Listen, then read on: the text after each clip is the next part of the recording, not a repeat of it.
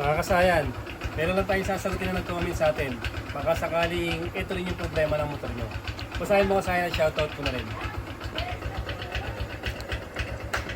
Shout out kay Richard Cabayan. Boss, kahit matagal na vlog mo ito, sana mapansin mo problema ko. Suzuki 110 motor ko, boss. Nag full wave po ako gamit trigger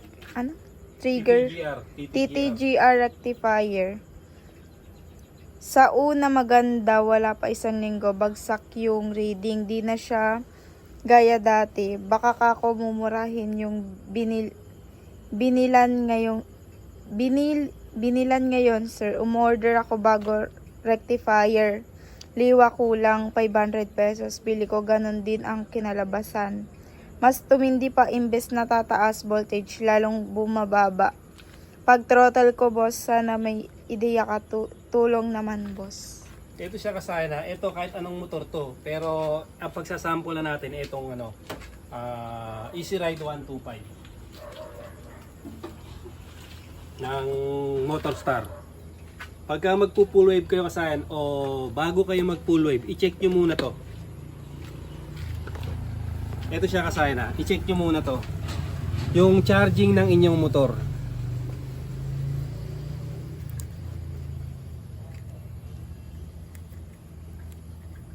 Ito siya. Yung charging ng ating motor, ito ay yellow at saka white. Ganito yung gagawin nyo.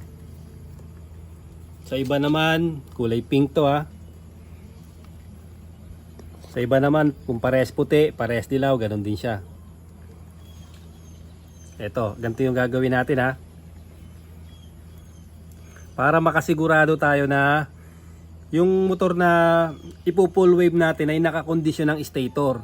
Kasi baka mamaya mahina lang mag-charge, ipo-full wave na kagad natin, yung pala may problema yung stator. Ito ha. Itetest nyo to. Ito yung charging nito ha. Pag full wave, may dalawang charging niya na kahit magkabaligtaran. Kasi pagka isa man tinanggal natin dito, hindi siya magcha-charge. Paanda rin natin.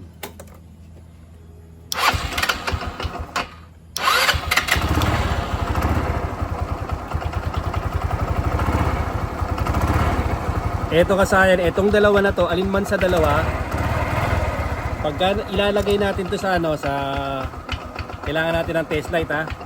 O pwede na naman mga multimeter. Body ground or negative ng battery ha. Pwede rin body ground. Tapos ilalagay natin to dito. Para hindi rin mapagod yung magpo-full wave.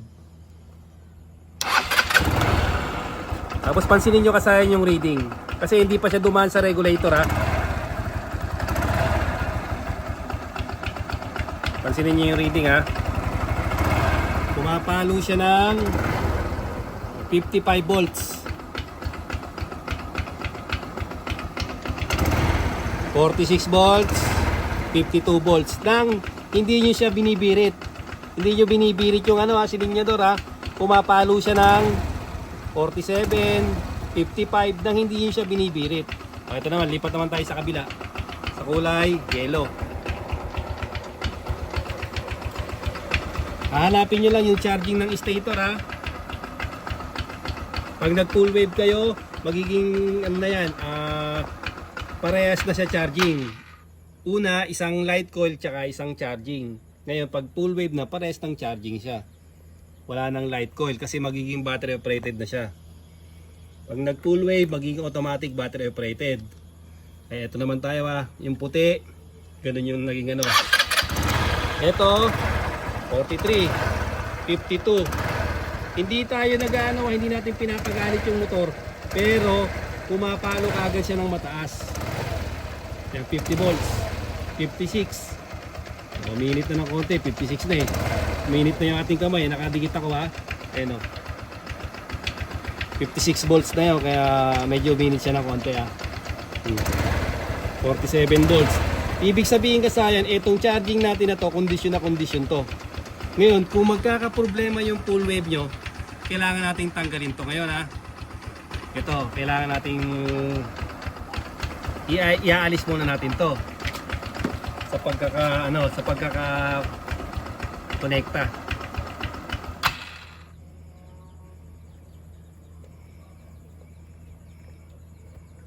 Sa pagkakakonekta, alisin natin siya ha. Charging lang ang niyo ang tatanggalin. Charging at light coil.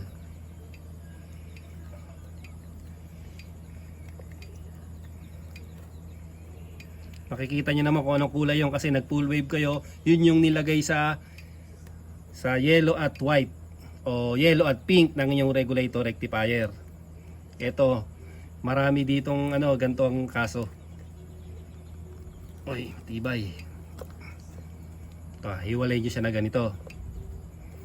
Ito yung papuntang regulator yan, yung dalawa na yan, papunta yan ng regulator. Ito naman pababa, tutok mo dito. Pababa papunta ng stator ha. Yung i-check natin yung papunta ng stator.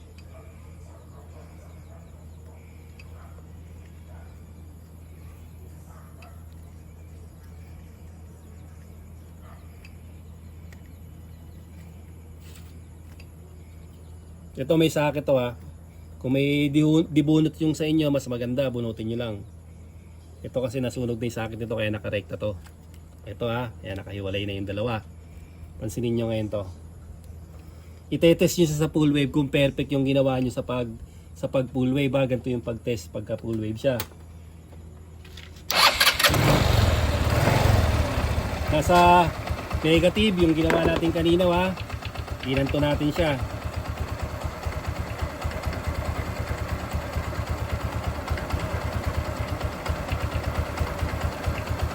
May papuntang stator natin.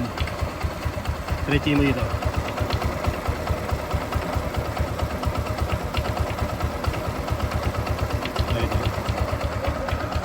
Ito, papuntang stator ha.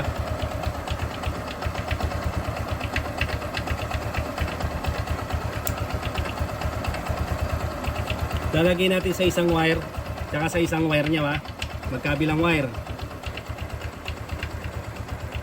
Magkabilang wire niya ha. Hindi pa tayo nagre-rev, 22 volts na siya.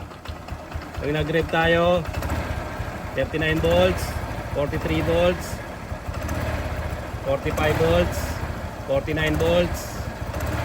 Ayun siya kasayin ha.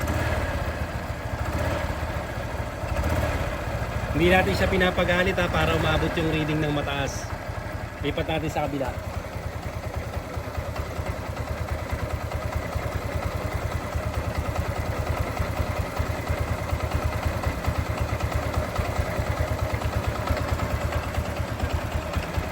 Baka matigit.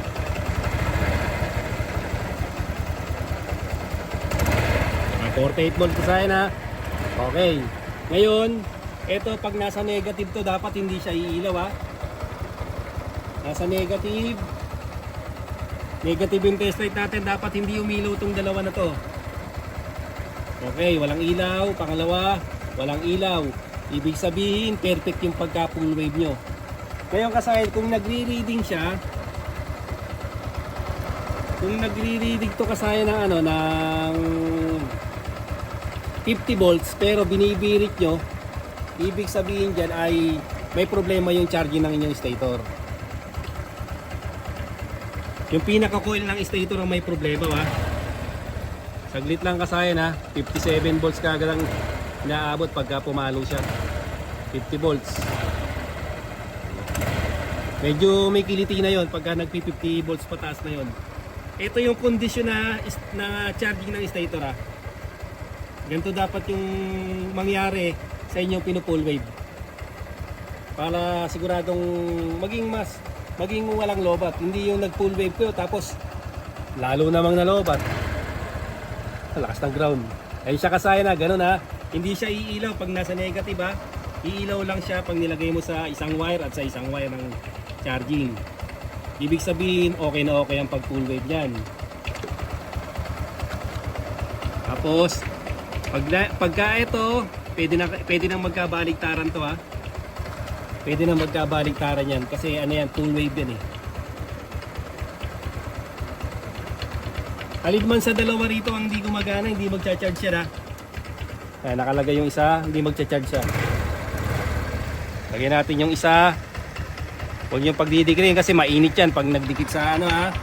Pag nag-ground, mainit. Ingat-ingat kayo, lalo to pasmado. Ayun siya ngayon kasayan ha. Okay, nagkakarga na siya. Nadikit na siya, nagcha-charge. Pag na-check nyo yung kasayan, ayan, mache-check nyo yan siya. Mache-check natin yan. Kasi nakakonekta yan eh. Nakakonekta yung pinaka ano niya.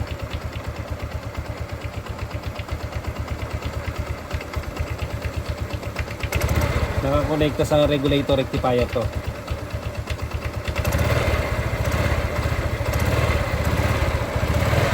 Meron. 13.8 dapat yung ano nyo pataas ha, hindi pababa. Hindi siya pahigop.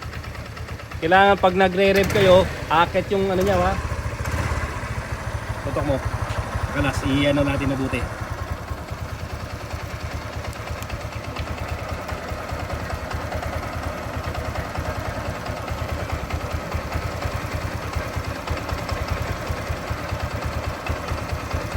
Kahit magkabaligtaran yan ang full wave eh, kasi parehas na silang charging.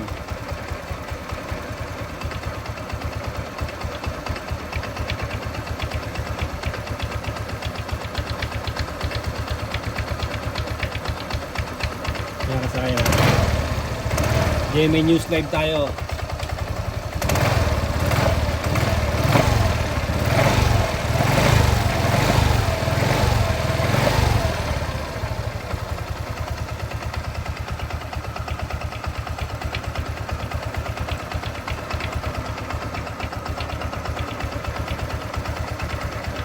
Ilagay natin sa positive ha. Yung voltahe.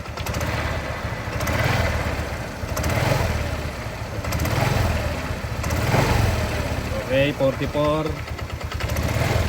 41. Mabilis pumalo yung voltahe nyo ha. Pag pinahirapan kayong pumalo, tandaan nyo, pag pinahirapan kayong pumalo, papalo lang siya ng 50 volts. Nakarevolusyon kayo ng yung galit na siya, ibig sabihin may problema yung stator. Kaya bago kayo mag-full wave, tandaan nyo kasayan, i-check nyo muna to. Ganito muna yung gawin nyo. Hiwalayin nyo muna yung, yung charging. Para kung perfect yung ginawa nyo full wave. Para siguradong hindi kayo malolobatan. Kasi pagka hindi kondisyon to, ang magiging palo lang ng inyong charging ay magiging 13 lang siya. Halos 13 volts lang siya maabot o 12.6. Tapos lolobatin kasi hindi niya kayang supplyan. Lolobatin yung inyong motor. Kaya importante na ganito muna yung gawin nyo para siguradong siguradong perfect yung magiging resulta. Ganyan ha. Hindi nyo kailangan biritin para umabot siya ng para umabot siya ng 50 volts. Hindi nyo kailangan siya na yung galit na galit yung makina. Kailangan pitik-pitik lang yung pag nyo pero tumataas siya. Ayan, 57 volts. Sana makatulong to sa nag-comment sa atin para masolusyon nila yung motor niya kasi maraming nagpapa-full wave na akala nila pag na-full wave sila magiging maganda na yung charging. Ang di nila alam kaya mahina mag-charge yung kanyang motor, may problema yung coil ng ating stator coil sa charging niya. Hanggang dito na lang mga kasayan. Salamat sa panonood.